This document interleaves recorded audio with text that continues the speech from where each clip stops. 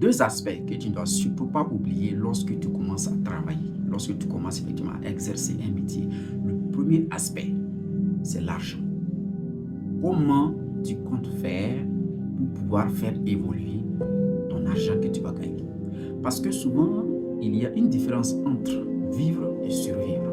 Si l'argent que tu gagnes dans ton métier te permet seulement de payer le loyer, l'électricité, c'est-à-dire que subvenir aux petits besoins, et après tu n'as plus d'argent, tu es en train de survivre, tu n'es pas en train de vivre. Donc, ce qui veut dire que l'argent que tu gagnes dans ton travail ou l'argent que tu gagnes dans ton métier, cet argent doit te permettre peut-être d'investir dans quelque chose. Ou alors cet argent doit te permettre peut-être d'épargner. Parce que si ton salaire te permet d'épargner, ce qui veut dire que plus tard, tu n'auras pas de soucis financiers. Parce que de nos jours, il est difficile d'avoir de l'aide financière. Les gens vont parler, les gens vont crier, vont dire on va te soutenir, on va t'accompagner, on va t'encourager. Mais tout le monde ne sera pas prêt pour te soutenir financièrement.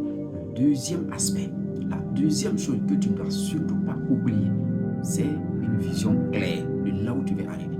Nous sommes des êtres humains, nous sommes mouvants, on bouge.